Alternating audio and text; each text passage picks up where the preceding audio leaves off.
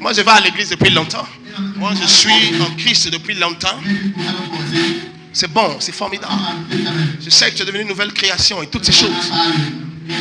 Mais le changement de ta nature n'a pas changé la nature de ton adversaire.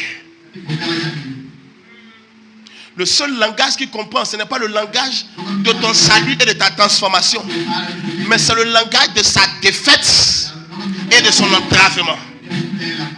Tu dois beau être converti, tant que lui n'est pas lié et qu'il est libre, lui il n'a pas de problème, il peut venir au culte avec toi dimanche matin. Il peut même te soutenir dans tes temps de jeûne. Il peut même t'accompagner dans tes temps de prière. Lui il est là, il n'est pas problème, pas problème. Son problème c'est à quel niveau? Tu es sauvé, mais lui il n'est pas lié. Donc ton salut ne l'empêche pas à lui de travailler. Tu as un, il n'y a pas de problème. Ton onction c'est pour qui? Ton onction c'est pour les gens.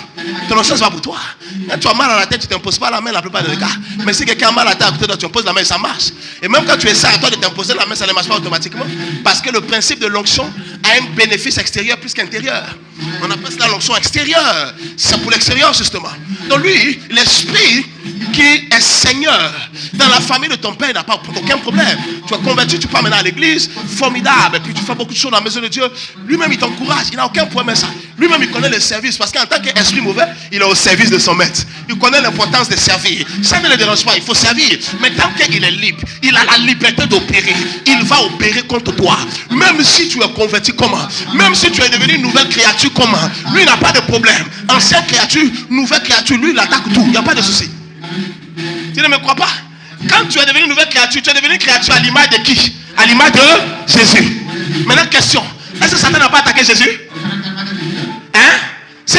Il a attaqué Jésus. Donc si toi tu es devenu une nouvelle créature, changé à l'image de Jésus, lui que tu as changé à son image, le monsieur là il attaque l'image que tu as pris. Et s'il attaque l'image de Jésus que tu as pris, il peut aussi t'attaquer toi. Il n'y a aucun problème. Tant qu'il n'est pas entravé, tant qu'il n'est pas lié, il peut continuer de démolir. Il peut continuer de ruiner. Voici pourquoi Jésus a dit, lorsque vous priez et que vous direz notre Père qui est là-haut dans les cieux, que ton nom soit sanctifié, que ton nom et ton rêve, que ta volonté soit faite sur la terre ici, donne-nous aujourd'hui. Il arrive quelque part, il dit, délivre-nous du malin.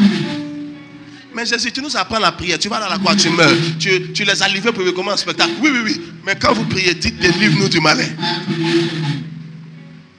Avec tout le travail que tu as fait à la croix, qui a fait où ils ont été vaincus, livrés publiquement en spectacle, on doit encore prier que tu nous délivres. Il dit les amis, priez pour dire délivre-nous du malin. Si tu ne crois pas que cette prière continue, tu n'as pas le droit de croire à donner nous aujourd'hui notre pain quotidien.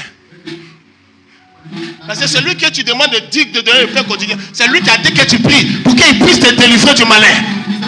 Et c'est pourquoi toi et moi nous allons prier ce soir. Et je vais prier pour toi. Que le malin qui agissait, que tu puisses en être délivré au nom de Jésus.